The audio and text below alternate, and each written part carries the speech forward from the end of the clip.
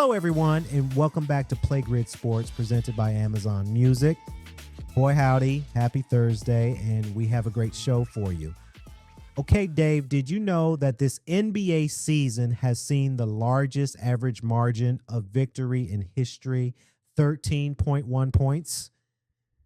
That's not just a stat. It's a symptom of something much bigger happening in the league. That's wild. And it's not just about blowouts, right? It's about what's causing them, this whole tanking epidemic that's taken over the bottom third of the league. Exactly. Teams are leaning into losing like never before, and it's not subtle anymore. Take the Utah Jazz, for example. They signed Anderson Garcia, a guy who was an undrafted prospect and a backup in college, and then played him 48 minutes in a game. That's not development. That's a strategy to lose. And they're not alone. The Memphis Grizzlies have started an NBA record 25 different players this season. It's not because they're experimenting with lineups. It's because they're trying to out-tank everyone else. It's almost like there's an arms race to the bottom. It really is. And the thing is, this isn't just about one or two teams anymore. It's become a league-wide phenomenon. 8 teams are actively tanking this season, all trying to secure better lottery odds for what's being called a loaded draft. It's like the system is rewarding losing. Well, that's the thing, isn't it? The system does reward losing. Look at the Oklahoma City Thunder. They tanked hard a few years ago, signed guys like Georgios Kalaitzakis and Xavier Simpson, players who aren't even considered NBA-level talents, and gave them 40 minutes a night. They lost a ton of games, but it worked. They landed Chet Holmgren, and now they're a title contender. Right, and that's the blueprint now. Teams see what the Thunder did, and they're copying it.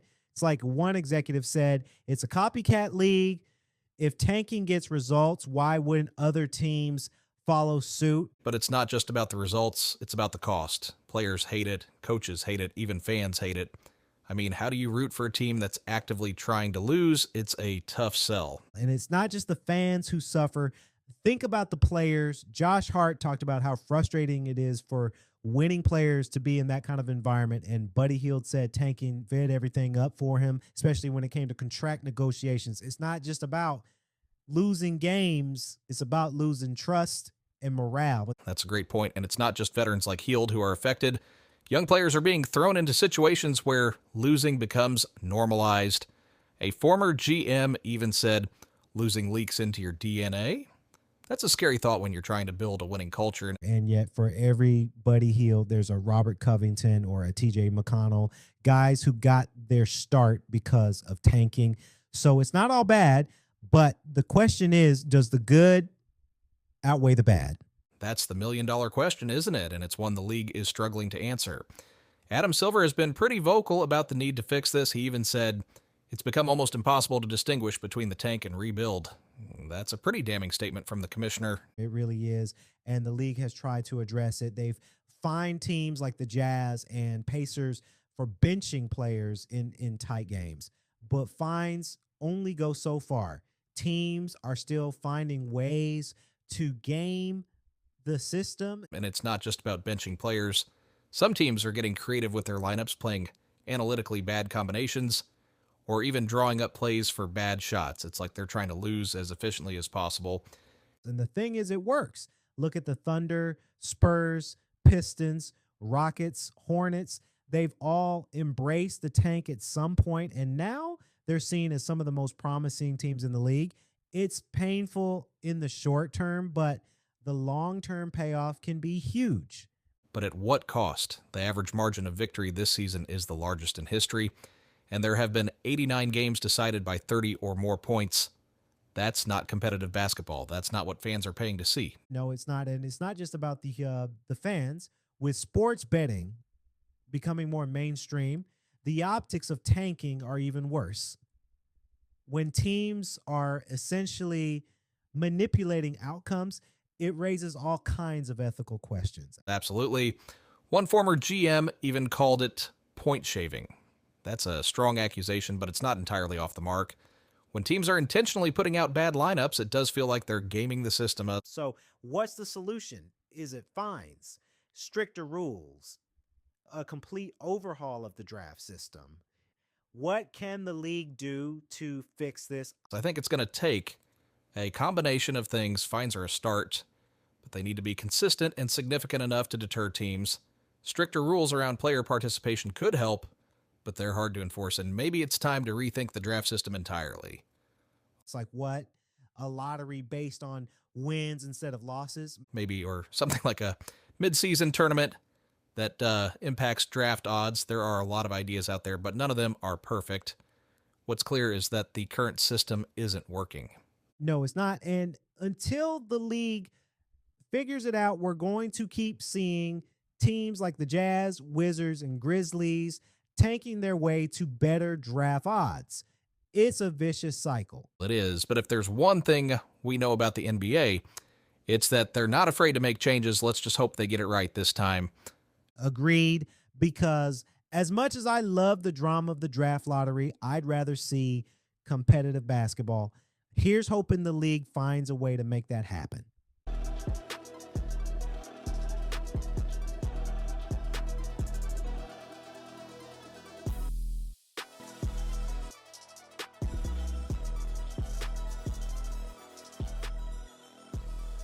Thank you for joining us on PlayGrid Sports, presented by Amazon Music. Sarah, did you know that at the very first WrestleMania, there was only one women's match and it lasted just over 6 minutes?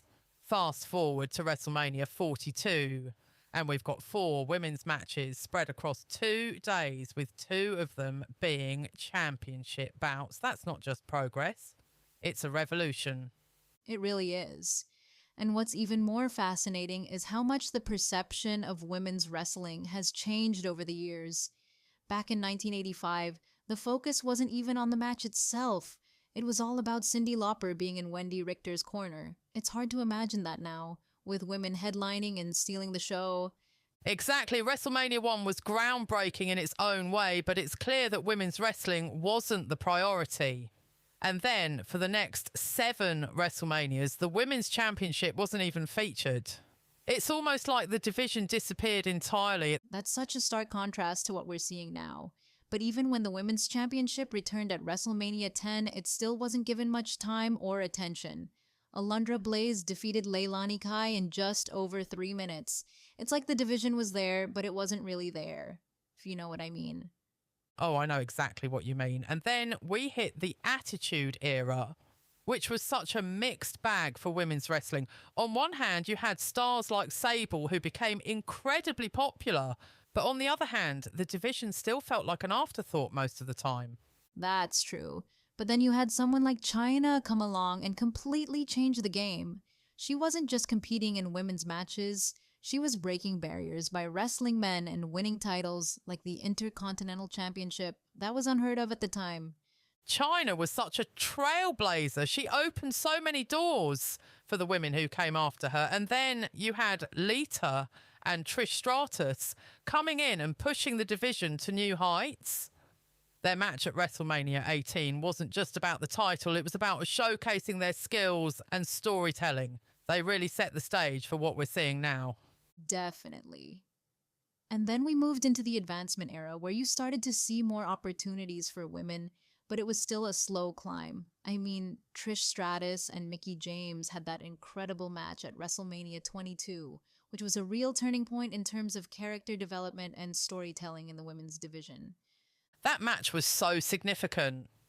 Mickie James's obsessive fan storyline with Trish was unlike anything we'd seen before.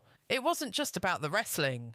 It was about creating a narrative that fans could invest in. That kind of depth was rare for the women's division at the time. And then we hit the Divas era, which, let's be honest, was a bit of a step back in some ways. The introduction of the Divas Championship in 2008 felt like it could have been a fresh start, but instead, the division became more about gimmicks than wrestling. Yeah, like the Playboy Bunny Lumberjill match at WrestleMania 24 or the Miss WrestleMania Battle Royal at WrestleMania 25, which was won by Santino Marella in drag. It was hard to take the division seriously during that time.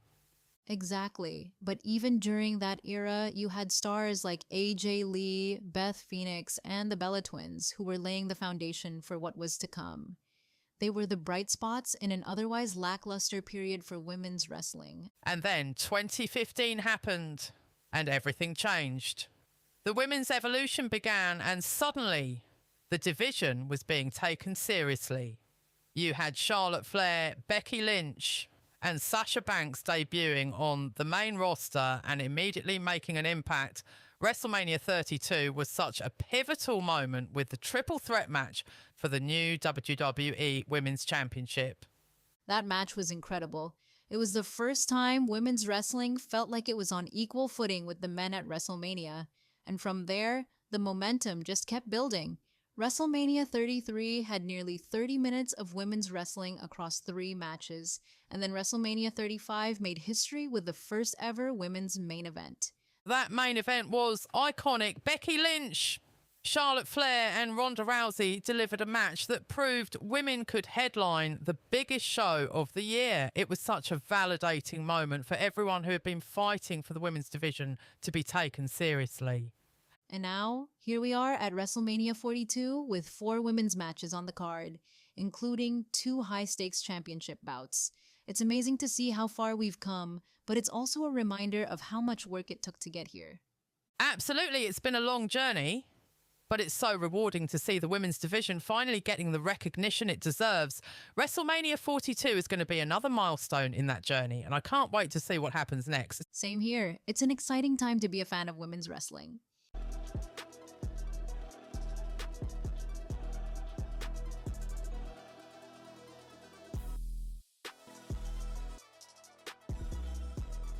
Welcome back to First Pitch Analysis, your go-to source for deep dives into the world of Major League Baseball. I'm Marcus Thompson, and today we're doing something different. Just 2 weeks into the 2026 MLB season, and ESPN's experts have already thrown down incredibly bold predictions, ranking them by their salsa equivalent heat. We'll break down these spicy takes, starting with the mildest, or mango salsa predictions. First up, a potential shift in public perception of the Automated Ball Strike System, ABS. Bradford Doolittle suggests the initial giddy response might temper as batting averages spiral. Is ABS exacerbating a league-wide hitting problem or just an unintended consequence? It's a fascinating question, especially considering how small zone changes wreak havoc. Then, Paul Hemikaitis offers a pineapple salsa take, predicting that for the first time since 1950, 10% of all plate appearances will result in a walk. This is a direct, perhaps unintended, consequence of ABS, with pitchers nibbling more and hitters valuing the free pass. These might seem mild, but their implications for the game are profound, setting a new statistical baseline. Moving beyond the mild, we dip into the 3-bean corn salsa of predictions, focusing on individual player breakthroughs. Kylie McDaniel forecasts breakout seasons for 2 former top pitching prospects who will exceed 3 WAR. He highlights Emerson Hancock of the Seattle Mariners, whose arm slot adjustments, refined pitch mix, and added sweep to his cutter have transformed him into a mid-rotation starter. Similarly, Kyle Harrison, now with the Milwaukee Brewers, has seen a velocity jump, improved 4-seamer lift, and a reworked changeup grip along with a new sinker. These are not just incremental gains. They represent a complete arsenal overhaul, fueled by pitching-savvy organizations. Then, David Schoenfield brings us a Tostitos Chunky Salsa prediction. Yordan Alvarez will win the American League MVP. A designated hitter winning MVP isn't unprecedented, as Shohei Ohtani proved. Alvarez, healthy and off to a blistering start, boasts elite WRC+ numbers. If the Astros can secure the AL West and Aaron Judge has a slight downturn, Alvarez certainly has the pedigree to claim the award. It's a classic, satisfying prediction, not overly daring, but backed by strong statistical possibility. Now let's turn up the heat just a notch, entering the green chili and chipotle territories. Buster Olney delivers a truly intriguing take. Pat Murphy and Stephen Vogt will each win Manager of the Year for the 3rd consecutive season. Manager of the Year often goes to the skipper whose team most exceeds expectations, rather than necessarily the best team. The Brewers consistently overperform, and the Guardians reliably surprise. This prediction, while a repeat, carries a surprising kick due to the rarity of a three-peat. Then, Jorge Castillo gives us a Chipotle salsa prediction that's hard to shake. Ben Rice will finish in the top 10 in AL MVP voting. Rice, a former catcher who moved to first base, is not merely having a hot start. Castillo believes he's on the cusp of superstardom. His advanced analytics from last season showed superstar-level potential despite unlucky results. This year, Rice is pulling the ball significantly more, leveraging Yankee Stadium's short porch. An elite plate discipline combined with powerful contact makes him a prime candidate for an MVP-caliber season, a truly unique and distinct flavor among the bold predictions. We're moving into the genuinely spicy predictions now, the mole sauce, habanero, and ghost pepper tiers. Eric Karabell drops a bombshell. The Pittsburgh Pirates will win the NL Central in 2026. This is a mole sauce prediction because it's so unexpected, a team not often associated with October baseball. With a strong rotation featuring Paul Skeens, Bubba Chandler, Mitch Keller, and Braxton Ashcraft, plus an offense getting 60 home runs from Brandon Lowe and Ryan O'Hearn, and Connor Griffin's Rookie of the Year campaign, Karabell believes it's all happening in Pittsburgh. Next, Tristan Cockcroft gives us a habanero-level take. The Cleveland Guardians will pitch their way into the World Series. Despite being often overlooked, their underrated rotation, Parker Messick, Slade Sisconi, and Joey Cantillo, is projected to be historic. This prediction also details a potential sweep of major awards: MVP for Jose Ramirez, Rookie of the Year for Chase DeLauter, and Manager of the Year for Stephen Vogt. Finally, Jeff Passan ignites the Ghost Pepper prediction.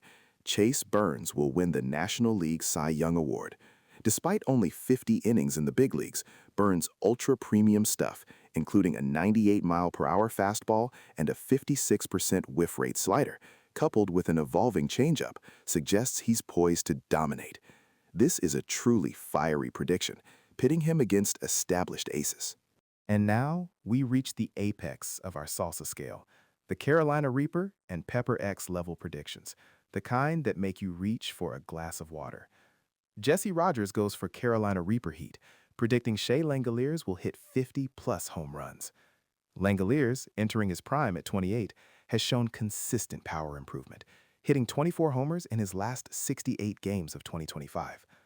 Playing in a hitter-friendly park with a dangerous athletics lineup and a career-low strikeout rate, this is a surprisingly plausible yet incredibly bold power surge prediction, reminiscent of Cal Raleigh 2.0. But the absolute top of the spice chart, the Pepper Hex prediction, comes from A.J. Mass. The Miami Marlins will win the NL East, and Sandy Alcantara will win the NL Cy Young. This is truly audacious, considering the division includes the Phillies, Mets, and Braves. Mass highlights the Marlins' young, deep roster, suggesting that unlike their rivals, losing a star won't derail them. Alcantara, despite a tough 2025, is showing flashes of his 2022 Cy Young form, boasting a microscopic ERA early in the season.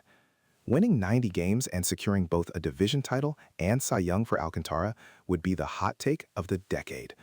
These predictions, from mild to straight fire, showcase baseball's unpredictable nature.